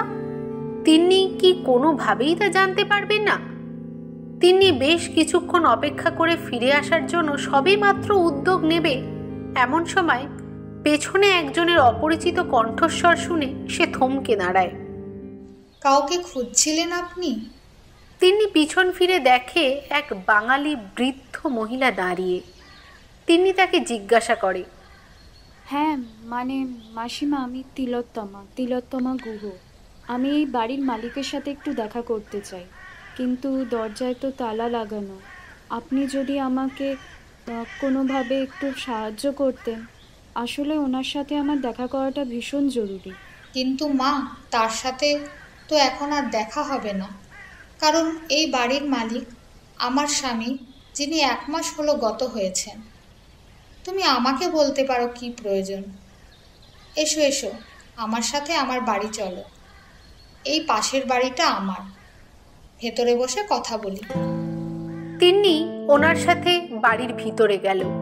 তারপর একে একে সমস্ত কিছু খুলে বলল এবং শেষে ঝিমটির বিষয়ে জানতে চাইলে ভদ্রমহিলার চোখের মুখের ভাব দেখে তিনি অবাক হয়ে গেল। কি হলো মাসিমা, আপনি ঠিক আছেন তো? আপনার কি শরীর খারাপ লাগছে? এই নিন একটু জল খান। জল খেয়ে বৃদ্ধা একটু ধাতস্থ হলেন, বললেন, এসব তুমি কি বলছো মা? এ কি করে সম্ভব হয়? না না, তোমাদের কোথাও ভুল হচ্ছে। এটা হতে পারে না। ঝিমটি মানে ওই বাচ্চা মেয়েটি গত 4 মাস হলো মারা গিয়েছে। আর যে মৃত সে কি করে বাড়ি ফিরবে? না না, এ হতে পারে না। তিন্নি নিজের কানকে বিশ্বাস করতে পারছিল না। এটা কি হতে পারে? ঝিমটি মৃত? না না, এ অসম্ভব। ঝিমটি যদি মারা গিয়ে থাকে তাহলে বাড়িতে যে আছে সে কে? তিন্নি কাঁদবে না কি করবে বুঝতে পারে না। তার মাথা কাজ করা বন্ধ করে দিয়েছে। এত দিন ধরে তার মানে ঝিমটি তাকে ইঙ্গিত দিয়ে তাকে বোঝানোর চেষ্টা করছিল। এখন তার কাছে সবটা পরিষ্কার। বৃদ্ধা আবার বলতে শুরু করলো, জানো, মেয়েটা বড় মিষ্টি স্বভাবের ছিল।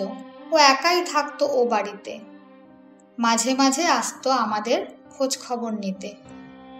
কিন্তু মাঝখানে কি থেকে যে কি হয়ে গেল। 4 মাস আগে ও এসেছিল শেষবারের মতো। সেদিন ও হঠাৎই আমার কাছে গুড়ের পায়েস খাবার আর্জি জানায়, কিন্তু আমি পারিনি ওকে সেদিন খাওয়াতে। আমি জ্বরের কারণে বিছানা ছেড়ে উঠতে পারিনি। ও চলে গেল। ওকে সেদিন না অন্যরকম লাগছিল। আমার মন খুব ডাকছিল। মনে হচ্ছিল ওকে আটকাই, কিন্তু পারিনি জানো। পরের প্রায় 1 সপ্তাহ ওর কোনো দেখা পাইনি। সন্দেহ যে হয়নি তা নয়, তবে ভেবেছিলাম হয়তো বাড়ি ফিরে গেছে। কিন্তু হঠাৎ সেই দিন সকালে ঘুম ভাঙলে দেখি দরজায় পুলিশের লোক। ঝিমটি নাকি বিষ খেয়ে আত্মহত্যা করেছে, তাও 7 দিন আগে। আর খুব অদ্ভুতভাবেই মৃত্যুর আগে ও নিজের অতীত জীবনের সমস্ত কিছু এবং নিজের পরিচয় সম্পর্কিত সমস্ত তথ্য পুড়িয়ে নষ্ট করে গেছে। এমনকি ফোন, সিম কার্ড, ল্যাপটপ সমস্ত কিছু নষ্ট করে গেছে। পুলিশ যদিও ওর এমন কাজের কোনো মানে খুঁজে পায়নি। পাশে পড়েছিল স্বীকারোক্তি লেখা একটা চিঠি যে ওর এই কাজের জন্য কেউ দায়ী নয়। তবে পুলিশের লোকেরা বেশ কিছুদিন এই বিষয়ে তদন্ত করে, এমনকি বাড়িতে যোগাযোগ করারও অনেক চেষ্টা চালায়, কিন্তু কোনো লাভ হয়নি। অবশেষে কেসটা ধামাচাপা পড়ে যায়। তার 2 মাস পর হার্ট অ্যাটাকে আমার স্বামী মারা যান। তারপর থেকে আমি একাই থাকি এখন। ঝিমটিকে খুব মনে পড়ে জানো, ভীষণ আফসোস হয় সেদিনের জন্য। এত অবধি বলে তিনি কান্নায় ভেঙে পড়লেন। তিন্নি হতবাক হয়ে বসে থাকে, ওর মুখ দিয়ে কোনো কথা সরে না। বৃদ্ধা আবার বলে, তুমি যা বললে তা যদি সত্যি হয় তাহলে আমি বলবো খুব খারাপ। মেয়েটা বেঁচে থাকতে অনেক কষ্ট পেয়েছে। তোমরা কি জানতে ও ওর নিজের খারাপ অবস্থার জন্য নিজের বাড়ির লোককে সব সময় ঘৃণা করত। বাড়ির কথা জিজ্ঞাসা করলে রেগে বেরিয়ে যেত। এখন তোমার কথা অনুযায়ী ও যদি আবার ফিরে এসে থাকে তাহলে বলবো তোমার বাড়ির লোকের এখন সমূহ বিপদ। শুনে যা মনে হলো তাতেও মৃত্যুর পরেও শান্তি পায়নি, তাই ও এরকম বিভীষিকা তৈরি করে নিজের প্রতিহিংসা চরিতার্থ করতে চাইছে। তুমি যত তাড়াতাড়ি সম্ভব বাড়ি ফিরে যাও, আর দেরি করো না। তিন্নির এবার ভয় করতে শুরু করেছে। পরপর এতগুলো মানসিক ধাক্কা ও আর নিতে পারছে না। নিজেকে অসহায় লাগছে তার। কি জানি ওদিকের কি অবস্থা, সবাই ঠিক আছে তো? বাড়ির লোকজনের জন্য চিন্তা বাড়তে থাকে। তিন্নি তড়িঘড়ি ওখান থেকে বেরিয়ে বাড়ির পথ ধরে। তাকে যত তাড়াতাড়ি সম্ভব বাড়ি পৌঁছতে হবে। তিন্নি বাড়িটা পেছনে ফেলে কিছু পথ এগিয়েছে, এমন সময় তার ফোন বেজে ওঠে। কল রিসিভ করতে গিয়ে তিন্নির হাত থমকে যায়, কারণ কলটা ঝিমটির নম্বর থেকে আসছে। ভয়ে তিন্নির সারা গায়ে কাঁটা দিয়ে ওঠে। যে মৃত সে কি করে একজন জীবিত মানুষকে ফোন করতে পারে?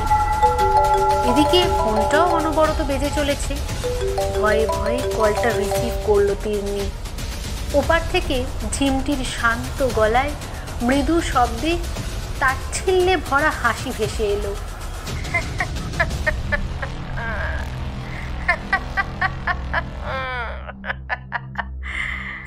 কিন্তু কোনো কথা বলল না। তিন্নিরও ভয়ে হাত পা ঠান্ডা হয়ে গেছিল। ও কিছু বলার আগেই ফোনটা কেটে গেল। তিন্নির এবার নিজের নম্বরটায় কল করলো, কিন্তু কলটা শব্দ করে কেটে গেল। তিন্নি ওর মাকে ফোন করলো। কিছুক্ষণ পর মা ফোন ধরে কথা বলায় তিন্নি কিছুটা স্বস্তি বোধ করল। বাড়ি ফিরতে তিন্নির প্রায় 2 দিন সময় লাগবে। তাই তিন্নির চিন্তা বাড়তে শুরু করে। একদিকে প্রাণের চেয়েও প্রিয় নিজের বোনের অকস্মাৎ মৃত্যু সংবাদ, অন্যদিকে পরিবারের এতগুলো মানুষের প্রাণ সংশয়। কি করবে সে? ও একা কি করে এই বিপদ থেকে নিজের পরিজনদের রক্ষা করবে? ট্রেন চলতে থাকে নিজের ছন্দে। তিনি অসহায়ের মতো জানলার দিকে চেয়ে ভাবতে থাকে, অপেক্ষা করতে থাকে তার গন্তব্যের জন্য। তিনি গন্তব্যস্থলে পৌঁছতে তখনও 4-5 ঘন্টা বাকি। বাইরে তখনও রোদের তেজ কমেনি। তিনি হালকা খাবারে মধ্যাহ্নভোজন সেরেছে। মনটা তার এখনও অস্থির হয়ে আছে। যতক্ষণ না বাড়ি পৌঁছাতে পারবে ততক্ষণ তার শান্তি নেই। তিনি সময় দেখল, বেলা 3টে বাজে। মনে মনে সে হিসাব কষে নিল, তার মানে বাড়ি পৌঁছাতে পৌঁছাতে সন্ধ্যা হয়ে যাবে। ঠিক আছে, বাড়ি ফিরে সবাইকে সবটা জানাতে হবে, তারপর ব্যবস্থা নেওয়া হবে। হঠাৎ তিন্নির ফোন বেজে ওঠে। স্ক্রিনে ভেসে ওঠে মায়ের নম্বর। তিন্নি ফোন তোলে এবং কিছুক্ষণ কথা বলার পর মা জানায়, তিন্নি জানিস, আজ বিকেলে ঝিমটি বাড়ি ফিরে আসছে। ডাক্তাররা ওকে এখানে আর রাখতে চাইছে না। বলছে ওর নাকি কি সব মেন্টাল ডিসঅর্ডার ধরা পড়েছে, যার চিকিৎসা এখানে সম্ভব নয়। ওকে কলকাতা নিয়ে যেতে হবে। সে তোর মামারা যা করে করুক, কিন্তু আমি ঠিক করেছি তুই ফিরলে আমরা কলকাতা ফিরে যাব। এখানে আর ভালো লাগছে না। তিন্নি এসব শুনে যেন আকাশ থেকে পড়ে। এরকম কিছু হবে ও জানতো, তাই বলে এমন সময় হতে হলো যখন সবটাই ওর নাগালের বাইরে।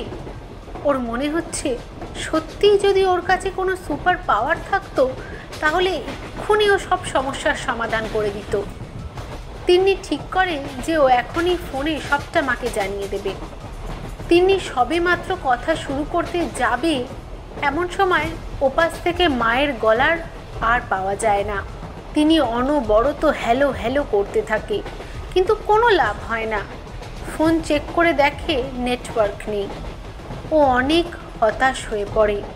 ভীষণ আতঙ্ক ওকে গ্রাস করতে থাকে, কারণ ও ঝিমটির হাসি শুনেই বুঝে গেছে যে এই খেলার অন্তিম ক্ষণ ঘনিয়ে এসেছে। তিন্নির চোখ কেটে জল বেরোতে থাকে। এখনো কি করবে, কি করে বাঁচাবে ওর নিজের লোকদের? নিজের মনকে আশ্বস্ত করে ও, না, এত সহজে সব শেষ হতে পারে না। এই দুনিয়াতে অশুভ শক্তির জয় কিছুতেই হতে পারে না। ওকে এখন শান্ত থাকতে হবে, আর যত তাড়াতাড়ি সম্ভব হয় ওকে বাড়ি পৌঁছতে হবে। মনে মনে তিনি ভগবানকে ডাকতে থাকে। ট্রেন চলতে থাকে তার আপন গতিতে নিজের গন্তব্যের উদ্দেশ্যে। বাড়ি ফিরতে তিন্নির রাত হয়ে গেছে। ট্রেনে আস্তে আস্তে যতবার নেটওয়ার্ক পেয়েছে ততবারই ও মাকে ফোন করেছে, কিন্তু আশ্চর্যজনকভাবে কারোর ফোনেই যোগাযোগ করা যায়নি। এমনকি গাড়িতে আসার সময়ও অনেকবার ফোন করে, কিন্তু কোনো লাভ হয় না। বাড়ির সামনে উপস্থিত হয় তিন্নি। ঘড়িতে সময় দেখে সে সবে মাত্র 9টা, কিন্তু এই সময়টায় গ্রামের বা ছোটোখাটো মফস্বল অঞ্চলের রাস্তাঘাটে লোকজন মোটামুটি কমতে থাকে। তিন্নি বাড়ির মেন গেট খুলে ভিতরে ঢুকলো। বাড়িটা আজ অন্ধকার কেন? এই সময় তো লোক গমগম করে। তাহলে তিন্নির হৃদস্পন্দনের গতি বৃদ্ধি পেতে থাকে। পরিবেশটা কেমন থম মেরে আছে। গতকাল মনে হয় এখানে বৃষ্টি হয়েছে। চারদিকে গাছের ডাল পাতার টুকরো ছড়িয়ে ভেজা মাটির স্যাঁতস্যাঁতে গন্ধটা বাতাসে এখনো বর্তমান। আজও আকাশ মেঘলা।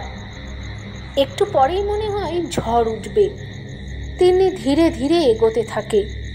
বাড়ির আশেপাশে কাছাকাছি তেমন কোনো বাড়ি না থাকায় তিন্নির মামার বাড়িটা আজ নিশ্চুপ অন্ধকারে মাথা উঁচিয়ে দাঁড়িয়ে থাকা কোনো মূর্তিমান বিভীষিকার মতো দেখাচ্ছে।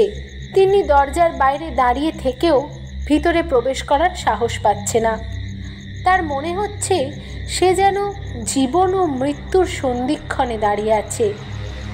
তবুও মনে সাহস সঞ্চয় করে বেল বাজালো, কিন্তু অনেকক্ষণ অপেক্ষা করার পরও কেউ খুলছে না দেখে নিজেই ভিতরে ঢুকলো।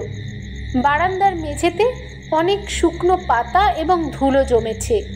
তিনি আস্তে আস্তে বারান্দা পেরিয়ে হল ঘরে প্রবেশ করলো। পুরো হল ঘর নিশ্ছিদ্র অন্ধকারে নিমজ্জিত হয়ে আছে। তিনি দেওয়াল হাতড়ে আলো জ্বালাতে চেষ্টা করে, কিন্তু কোনো আলোই জ্বলে ওঠে না। বুঝতে বাকি থাকে না যে পাওয়ার কাট হয়েছে। এর মধ্যে বাইরে বেশ জোরে বৃষ্টি শুরু হয়েছে। তারই শব্দ এই ভীষণ নিস্তব্ধ নির্জন পরিবেশকে আরও বেশি মায়াবী করে তুলেছে। হঠাৎ তিন্নির মনে হলো তার পিছন দিয়ে কেউ দৌড়ে পালালো। ভয়ে চিন্তায় অনেক আগেই তার প্রাণ প্রায় ওষ্ঠাগত।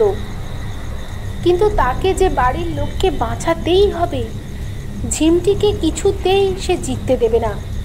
তিন্নি কাঁপা কাঁপা গলায় অনেকবার বাড়ির লোকজনদের ডাকাডাকি করলো, কিন্তু কারোর সাড়া পেল না। হঠাৎ ওই অন্ধকারেই সে একটা খুব ক্ষীণ স্বরে গোঙানির আওয়াজ শুনতে পেল। তিন্নি চমকে উঠল। তার মনে যে ঝড় উঠেছে তার তুলনায় মনে হয় বাইরের ঝড় কিছুই নয়।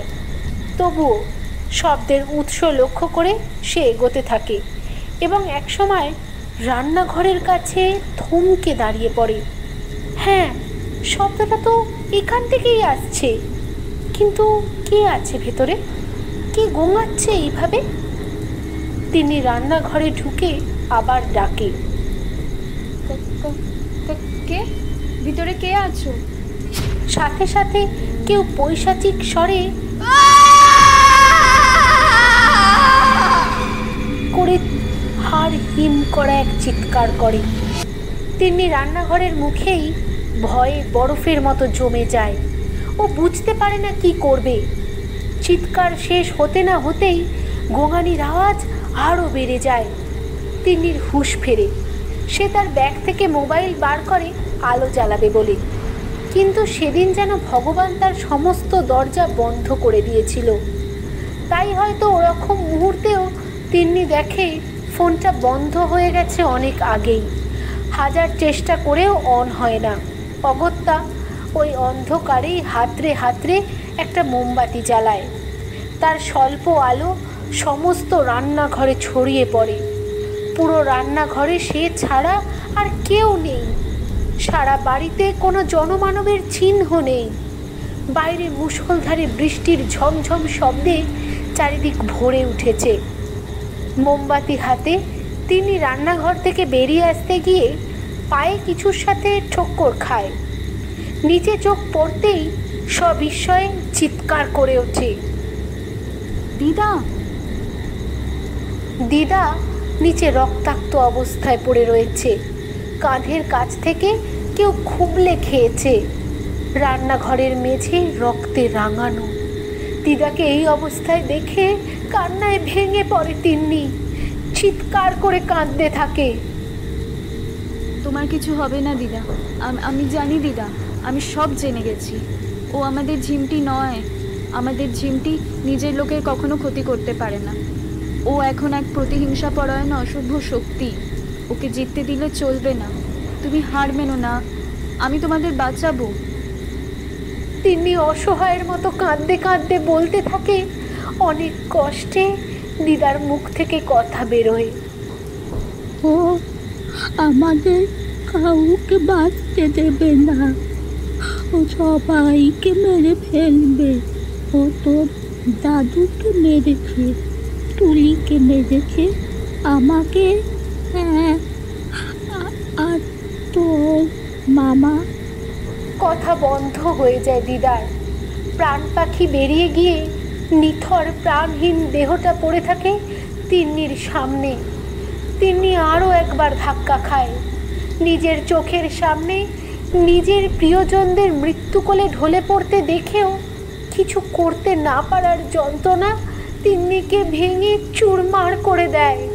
দিদার মৃতদেহের দিকে তাকিয়ে অসহায়ের মতো কাঁদতে কাঁদতে কোকিয়ে ওঠে তিন্নি।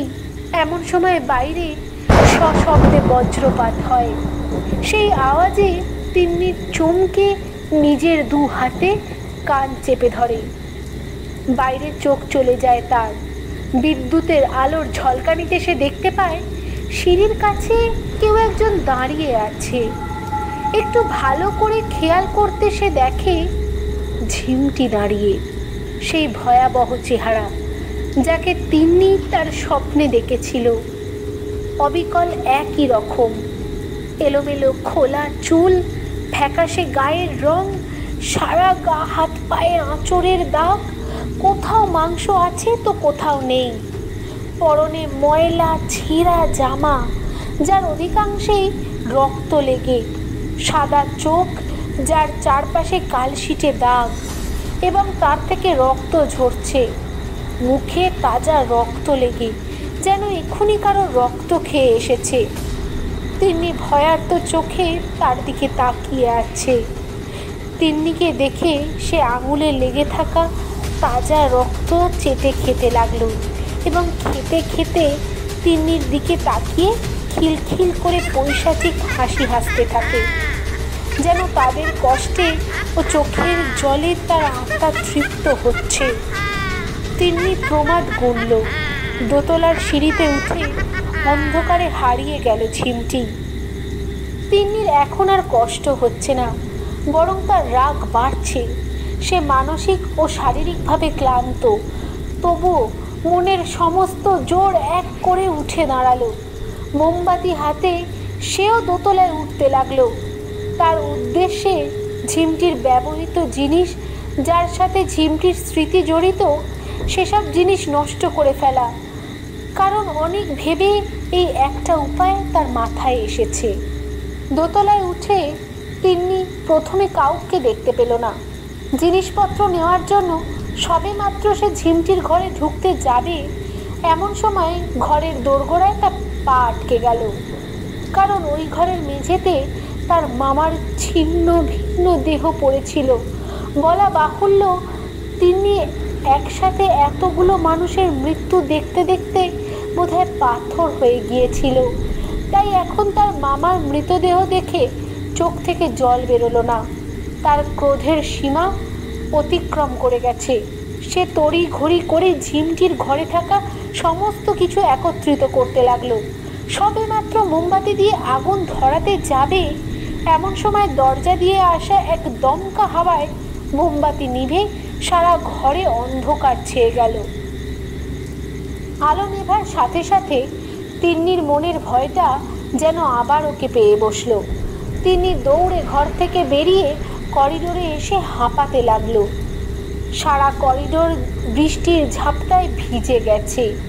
সেই ভিজে মেঝেতে চোখ পড়তেই দেখলো একজোড়া রক্তাক্ত পায়ের ছাপ তার দিকেই এগিয়ে আসছে, কিন্তু পায়ের ছাপের মালিক অদৃশ্য কেউ। পায়ের ছাপটা কিছুটা এগিয়ে এসে ধীরে ধীরে দেওয়াল বেয়ে সিলিংয়ে পৌঁছলো। তিন্নির এখন এতই শোচনীয় অবস্থা যে পরিস্থিতির হাতে নিজেকে সঁপে দেওয়া ছাড়া ভগবান যেন তার আর কোনো পথ খোলা রাখেননি। তিনি থরথর করে কাঁপতে থাকে। আস্তে আস্তে পায়ের ছাপের অধিকারিণীর চেহারা দৃশ্যমান হতে থাকে। অর্থাৎ ঝিমটি এখন সিলিং বরাবর হাঁটছে। তার পুরো দেহটাই মাধ্যাকর্ষণের বিপরীতে, শুধু চুল এবং জামা মাটির দিকে ঝুলছে। বারান্দার মাঝামাঝি এসে সেই অশরীরী থেমে যায়। উল্টো হয়েই তিন্নির অবস্থা দেখে তিন্নির দিকে তাকিয়ে হাসতে থাকে। তিন্নি চিৎকার করে ওঠে, কেন করলি এরকম? এতগুলো মানুষের প্রাণ নিলি কেন এভাবে? কি ক্ষতি করেছিল ওরা? নিজের লোককে কিভাবে মারতে পারলি তুই?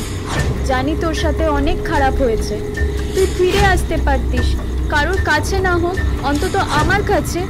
আমি তো সবসময় ছিলাম তোর জন্য। কেন, কিসের জন্য এমন করলি? আমি তোর কাছে এটা আশা করিনি। তোকে আমি হারাতে চাইনি ঝিমটি, হারাতে চাইনি। কেন শেষ করিয়ে দিলি নিজেকে? কেন? তিন্নি এবার কাঁদতে থাকে। অশরীরী যেন তিন্নির কাছ থেকে এই প্রশ্নগুলোর আশাই করেনি। হঠাৎ করেই তার মধ্যে কিছুটা পরিবর্তন আসে মনে হয়। কারণ অশরীরী সেই ভয়াবহ চেহারা থাকলেও চোখ থেকে জল ঝরতে শুরু করে। সেও কাঁদতে থাকে। এতক্ষণ তার কণ্ঠস্বর পুরুষ ও মহিলার কণ্ঠস্বরের সংমিশ্রণ হলেও ঝিমটি এবার নরম গলায় কথা বলে উঠল। কোন মুখে ফিরতাম, কার কাছে ফিরতাম, যাকে নিজের বাবা মা সব জানার পরেও গ্রহণ করতে চায়নি, তার এই পৃথিবীতে কারোর কাছে ফেরার কোনো পথ বা মুখ থাকে? আমার কাছে কোনো রাস্তা ছিল না। এই সমাজ আমাকে গ্রহণ করত না। একজন দর্শিত একাকী মেয়ে যে লড়াই করার জন্য নিজের পাশে বাবা মাকে পর্যন্ত পায়নি, কি করে সে একা লড়াই করতে পারত বলবি? বাবা যদি আমাকে ওখানে না পাঠাতো, তাহলে আজ আমিও তোর মতো সাধারণভাবে জীবন যাপন করতাম। তিনি যেন আকাশ থেকে পড়ল। কি বলছে ঝিমটি এসব? কি বলছিস? ধর্ষিত মানে? আর মামা মামি জানতো? এসবের মানে কি? এই বাড়ির প্রত্যেকে জানতো আমার অবস্থার কথা। আমাকে কলেজ থেকে বের করে দেওয়ার পর আমি চেয়েছিলাম ফিরে আসতে। অনেকবার যোগাযোগ করি বাবা ও দাদুর সাথে, যদিও আমি তখনও জানাইনি যে আমাকে কলেজ থেকে রাস্ট্রিকেট করা হয়েছে। বাবা বলল কোনোভাবেই যেন পড়াশোনা শেষ না করে ফিরে আসি, ওদের নাকি সম্মান নষ্ট হবে। আমি ছিলাম ওখানে তাও, কিন্তু সেদিন দরজার বাইরে বেল বাজলে আমি ভাবলাম বাড়ি থেকে কেউ হয়তো এসেছে, কিন্তু সেদিন হয়তো দরজা খোলাই। আমার জীবনের সবচেয়ে বড় ভুল ছিল। যারা কলেজে আমাকে মিথ্যে বদনামে ভাসিয়েছিল, সেই তারা নিজের বন্ধুদের সাথে নিয়ে এসে ধর্ষণ করে, তাও অজ্ঞাত অবস্থায়। তাই কেউ টেরও পায়নি। বিশ্বাস কর, জ্ঞান ফেরার পর যখন সব বুঝেছিলাম, শেষ করতে গেছিলাম নিজেকে, কিন্তু মায়ের মুখটা মনে পড়ল। বাড়িতে ভরসা করে শুধুমাত্র মাকে জানালাম সব, কিন্তু সেদিন মাও নিজের কোল সরিয়ে নিল। আমার শেষ ভরসা সরে গেল পাশ থেকে। বলল কোনোদিন যেন বাড়ি না ফিরি, আর যদি ফিরে আসি তাহলে যেন এই ঘটনা পাঁচকান না হয়। সেদিন মায়ের কাছেও আমার প্রাণের থেকে নিজেদের সম্মানের দাম অনেক বেশি ছিল। পিসিমণিকে ফোন করেছিলাম জানাবো বলে, কিন্তু তার সময় ছিল না শোনার। সেই মুহূর্তে আর অন্য কোনো উপায় না পেয়ে মৃত্যুকে সর্বশেষ রাস্তা মনে হয়েছিল যে আমাকে এই যন্ত্রণা থেকে মুক্তি দিতে পারে। তাই শেষ করে দিলাম নিজেকে। তিনি এত সব শোনার জন্য একেবারেই তৈরি ছিল না।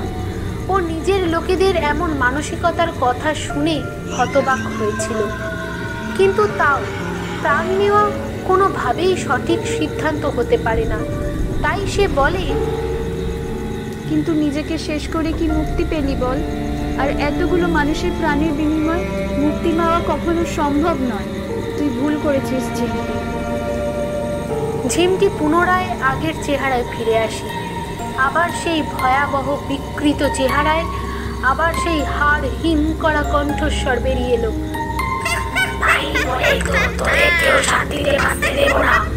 আমার এই অবস্থার জন্য তো তোরাই দায়ী। সবাইকে মারবো এক এক করে, সবাইকে। ঝিমটি এগোতে থাকে, তিন্নি পিছিয়ে যেতে থাকে। তার খেয়াল থাকে না যে সে করিডোরের শেষ প্রান্তে খোলা জানলার কাছে চলে এসেছে, যেটা পুরোপুরি খোলা। পিছোতে পিছোতে তিন্নি ভয় কাঁদতে থাকে। বারবার ঝিমটিকে বোঝানোর চেষ্টা করে, সবার হয়ে ক্ষমাও প্রার্থনা করে, কিন্তু কোনো লাভ হয় না। ঝিমটি তিন্নির ওপর ঝাঁপিয়ে পড়ার আগেই খোলা জানলা দিয়ে তিন্নি নিচে পড়ে যায়। বাইরে মুষলধারে বৃষ্টি পড়ছে। ভিজে মাটিতে তিন্নি রক্তাক্ত অবস্থায় পড়ে থাকে। মাথায় আঘাত লাগে তার, সারা শরীর বৃষ্টির জলে ভিজছে। চোখ দুটো ঝাপসা হয়ে আসে তার। সেই ঝাপসা দৃষ্টি নিয়েই শেষবারের মতো দোতলার জানলার দিকে তাকালো। দেখলো ঝিমটি তার দিকে তাকিয়ে দাঁড়িয়ে আছে। তিন্নির চোখের সামনে সমস্তটা অন্ধকার হয়ে গেল।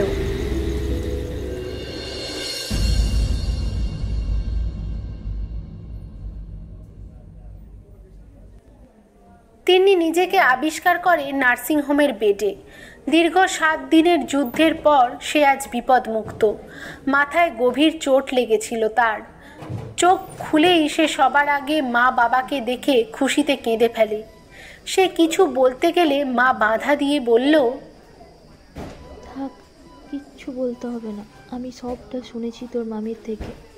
ঝিমটি তাদেরকেই মেরে ফেলেছে যাদের ও নিজের অবস্থার জন্য দোষী মনে করত।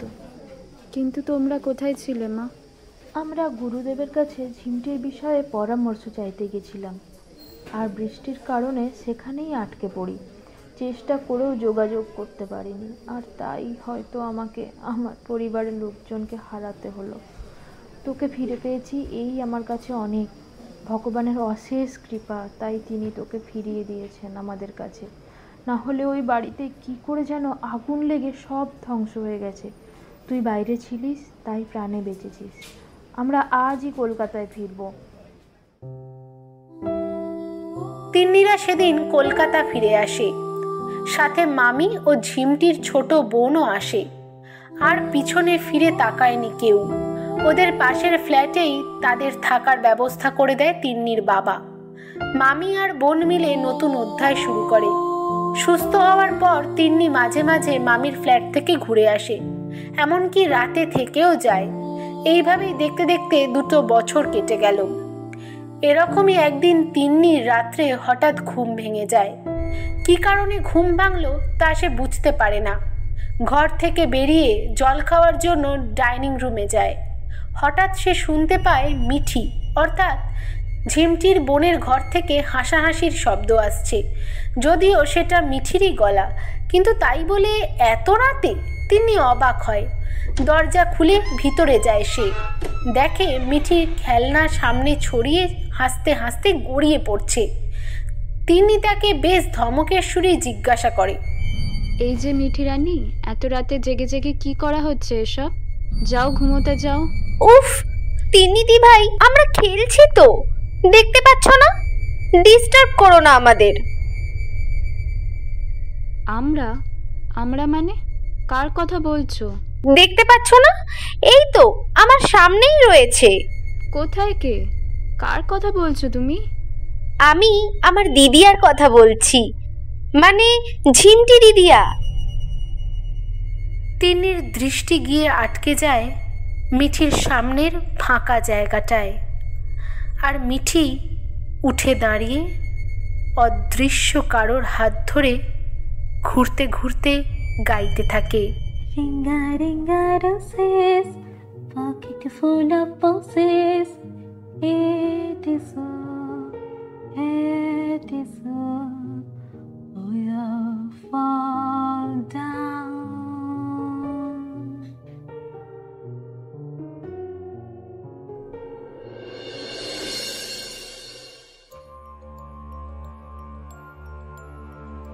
স্যাটারডে সাসপেন্সে এতক্ষণ শুনলেন বিভীষিকা, রচনা সুমনা মণ্ডল, গল্পের কথক এবং ঝিমটির ভূমিকায় তিয়াশা, তিন্নি পৃথা, তিন্নির মা চৈতালি, তিন্নির মামা মনোজ, তিন্নির দাদু কৃষ্ণেন্দু, তিন্নির দিদা শান্তিলতা, তিন্নির বোন মিঠির ভূমিকায় মৌমিতা, বিল্টু রাতুল, পার্শ্ব চরিত্রে প্রমা এবং মৌটুসী।